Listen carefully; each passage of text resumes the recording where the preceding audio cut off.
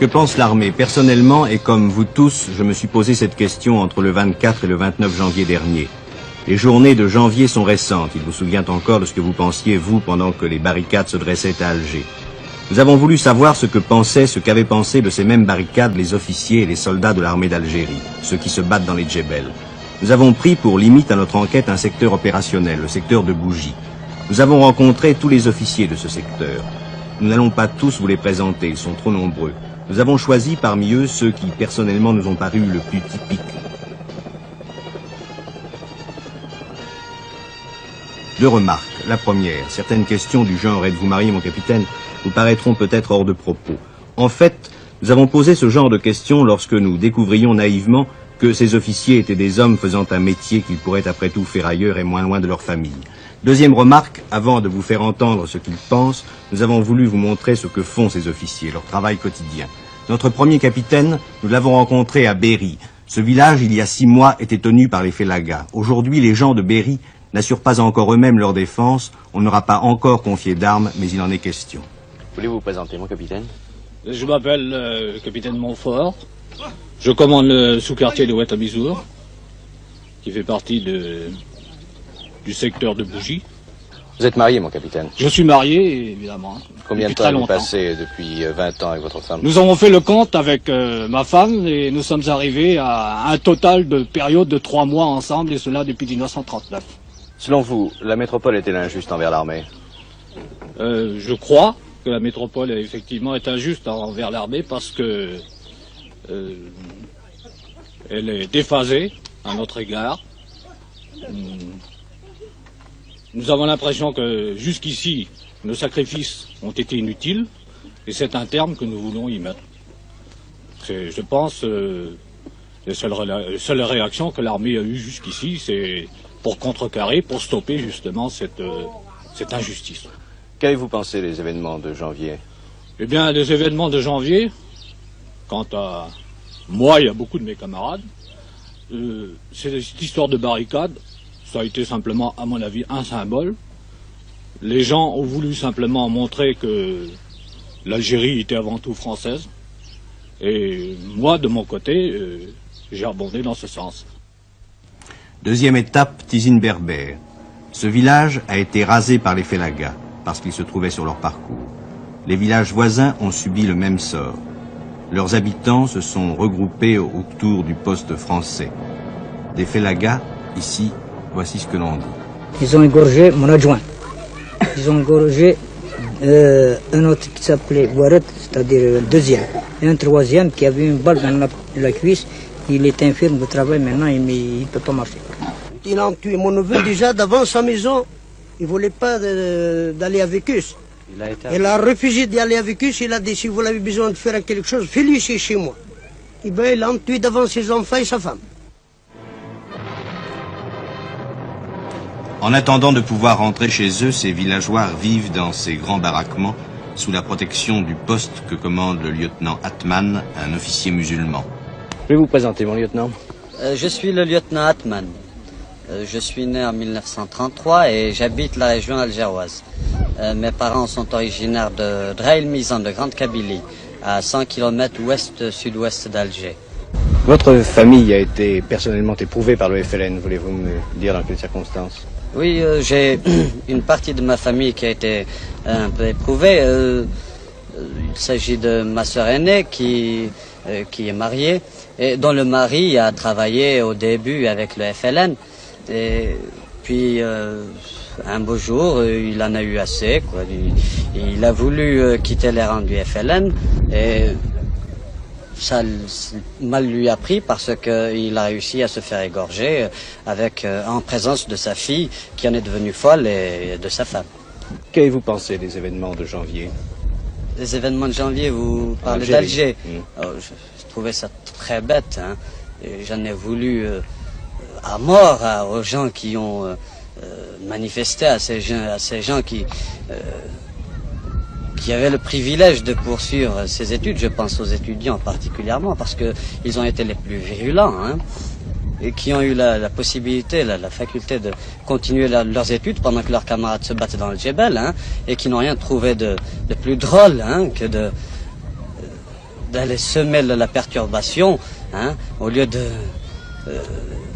si vraiment ces gens-là étaient sincères, hein, ils auraient dû renoncer à leurs études, sacrifier leurs études et prendre une arme avec leurs petits camarades et dropper le Jebel comme tout le monde. Hein. À votre avis, est-ce seulement par la terreur qu'il inspire que le FLN influence les populations? Je ne pense pas que ce soit uniquement par la terreur, parce que je pense qu'il y a deux choses qui aident le FLN à influencer la population. Il y a d'abord la terreur, bien sûr, hein, mais il y a également les liens du sang, qui sont indéniables. Hein. Vous ne pouvez pas empêcher une mère de porter à manger à son fils, même si elle n'a aucune idée politique. Hein. À partir du moment où son fils est dans la nature, est dans la broussaille et se dit fait la gare, hein, même si elle ne comprend rien à la guerre, si elle ne comprend rien à la politique, ses instincts maternels sont ce qu'ils sont. Hein, elle lui portera toujours à manger, elle l'aidera directement ou indirectement. Pour elle, rien n'importe plus que son fils, hein, rien n'importe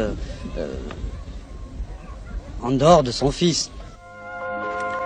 Ces femmes habitent à Ibaouchen, notre troisième étape. Ibaouchen était entièrement déserté il y a quelques mois. Aujourd'hui, une section vit dans le village, habitant une maison comme les autres maisons, pacifiant la journée, guerroyant la nuit. Il y a combien d'habitants maintenant? Dans ce village, nous comptons une grosse majorité de femmes et d'enfants, très peu d'hommes. Il faut compter environ 150 femmes, 300 enfants et une vingtaine d'hommes simplement. Que font le mari de ces femmes, les maris de ces femmes? La majorité, c'est-à-dire il faut compter la moitié des hommes travaillent en France, en grande partie dans la région de Lyon. Le quart suivant travaille ici en Algérie, soit à Bougie, soit à Alger. Et le quart des autres, évidemment, sont dans la rébellion. Ce capitaine en calot qui vient de parler, nous l'avons retrouvé casqué le lendemain, tôt dans la matinée, au retour d'une patrouille.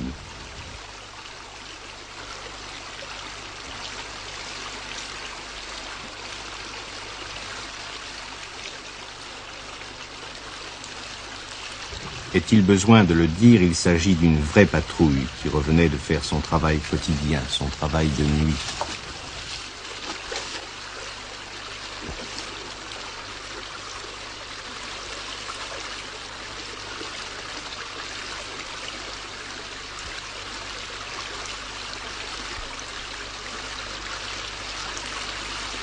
Pouvez-vous vous présenter, mon capitaine? Capitaine Martin, commandant la 4e compagnie du 29e BCP et le sous-quartier de Toudja. Vous êtes marié? Je suis marié, oui, 5 enfants. Depuis combien de temps vous êtes marié? Je suis marié depuis 12 ans. Vous n'avez pas vu souvent votre femme? Oh, j'ai beaucoup plus d'absence que de présence auprès de ma famille. Comment prend-on cela chez vous? Bien, jusqu'à maintenant, ça a été assez facile à prendre. Seulement, les années passant, les enfants grandissant, ça devient très difficile et très dur pour une mère de famille de rester seule à élever ses enfants. Qu'avez-vous pensé des événements d'Alger de janvier dernier? Les événements d'Alger du 24 janvier, je crois que ça a été un petit peu le fait de quelques excités qui n'ont pas pensé la suite qu'aurait pu donner leur acte. Et j'ai été personnellement satisfait de voir que le gouvernement a réussi à mater cette rébellion, si on peut dire. Ça vous a gêné? Ici, ça ne nous a pas gêné, mais ça aurait pu nous gêner si ça avait continué, car les populations avaient confiance en nous. Et le fait de voir la rébellion d'Alger, si je peux l'appeler ainsi, aurait probablement fait hésiter les populations d'ici. Lorsque le cessez-le-feu sera intervenu et qu'il sera question des élections, avez-vous l'impression qu'il vous sera facile de garantir la liberté des élections? Oh, je suis presque certain que la garantie des élections peut être assurée ici. Vous étiez ici lors des dernières élections il y a 2 ans. J'étais ici il y a 2 ans pour les dernières élections. Comment ça s'est passé justement? Les élections sont très bien passées. J'étais dans un petit poste à PK17 tout près de Bougie. Les populations sont venues d'elles-mêmes voter et elles ont très bien voté. Il n'y a eu aucune force de notre côté pour les obliger à venir voter. Vous avez l'impression qu'elles ont voté pour vous enfin, je suis presque certain qu'elles ont voté pour nous, oui. Et je crois qu'elles ont voté pour nous parce que c'était nous qui étions là. Qu'est-ce qui vous fait dire ça? Des réflexions Parce que j'ai eu des réflexions de la part des populations par la suite. Qui vous ont dit quoi? Ils nous ont dit, toi, tu es mon père, tu es tout pour nous ici, tu es la France, on vote pour toi.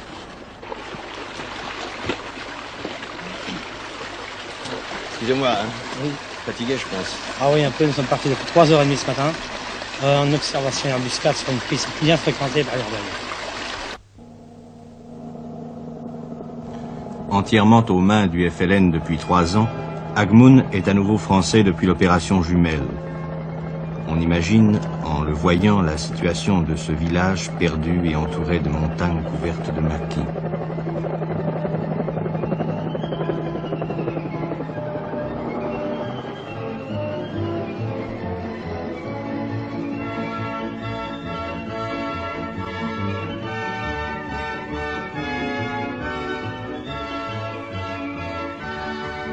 Pour ouvrir l'école, on n'a pas attendu l'arrivée des bancs et des tables. L'instituteur est pourtant un ébéniste.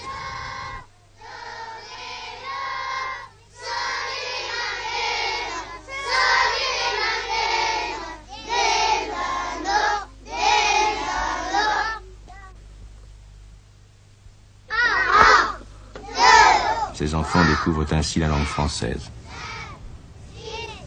À quelques pas du tableau noir, les paras montent la garde. 12, 13, 14, 15, 16, 17. Oui, vous présentez mon lieutenant.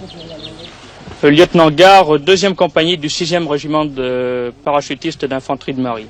Sous-lieutenant Archimbaud, 2e compagnie, 6e régiment de parachutistes d'infanterie de marine. Qu'avez-vous pensé des événements d'Alger?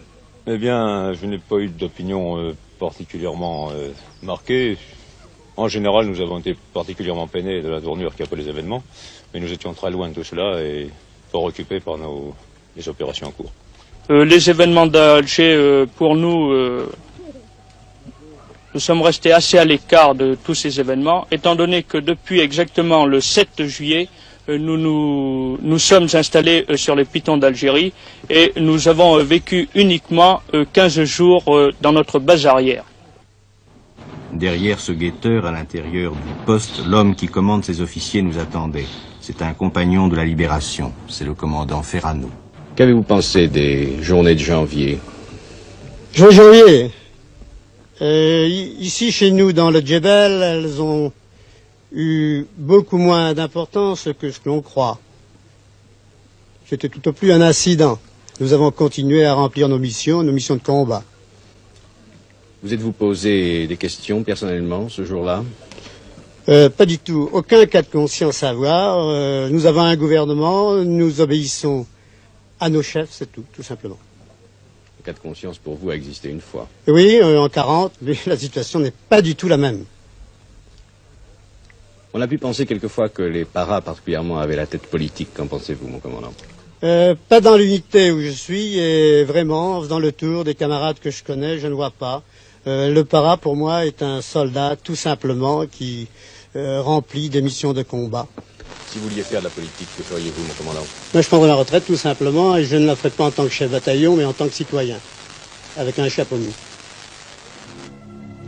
Le hasard fit qu'une opération était en cours lorsque nous sommes arrivés au PC du secteur.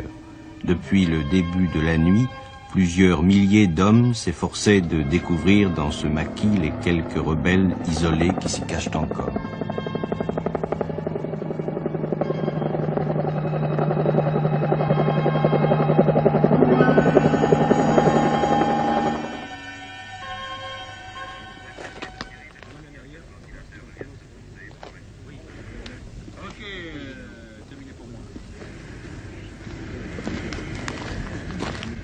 Est-ce que je peux vous poser quelques questions sans vous déranger, mon capitaine? Mais bien sûr. Je voudrais que vous me disiez ce que vous avez pensé des journées d'Alger pendant qu'elles se déroulaient. Eh bien, nous n'avons eu au fond aucune inquiétude parce que nous étions sûrs que du point de vue de l'armée, du côté de l'armée, il n'y aurait aucun problème. Vous ne vous êtes personnellement posé aucune question? Aucune. Il reste enfin une question que nous avons posée à ces officiers. Question dont les récents propos du général de Gaulle renforcent l'actualité. La voici. Pensez-vous qu'un cessez-le-feu puisse intervenir avant l'écrasement total de la rébellion? Je crois que l'écrasement total de la rébellion, c'est une vue de l'esprit, car je crois qu'on n'arrivera jamais à réduire les quelques petites bandes terroristes qui tournent autour de nous. Je crois qu'on n'y arrivera jamais, c'est pas possible. Non, c'est une guerre révolutionnaire avant tout, et il n'y aura jamais de cessez-le-feu. Hein. Même si des chefs viennent à disparaître, il y aura toujours des remplaçants. Et c'est une suite qu'on ne pourra arrêter. Personnellement, je préférerais que l'on écrase d'abord le combattant avant de parler de cessez-le-feu. Mais si il n'y a pas de moyen de faire autrement, oui, l'idée d'un cessez-le-feu avant l'écrasement total des Félaga est acceptable. Notre conclusion, nous la cherchions en survolant ce piton. Nous essayions de distinguer parmi ces hommes le colonel Bonigal. Nous tenions particulièrement à son témoignage, le colonel Bonigal ayant été directement concerné par les journées de janvier. Où étiez-vous, mon colonel, le 24 janvier? Le 24 janvier, j'étais descendu de ma base arrière, où j'étais au repos, à Alger, où on craignait des troubles dans la journée du dimanche. Quelle était votre mission?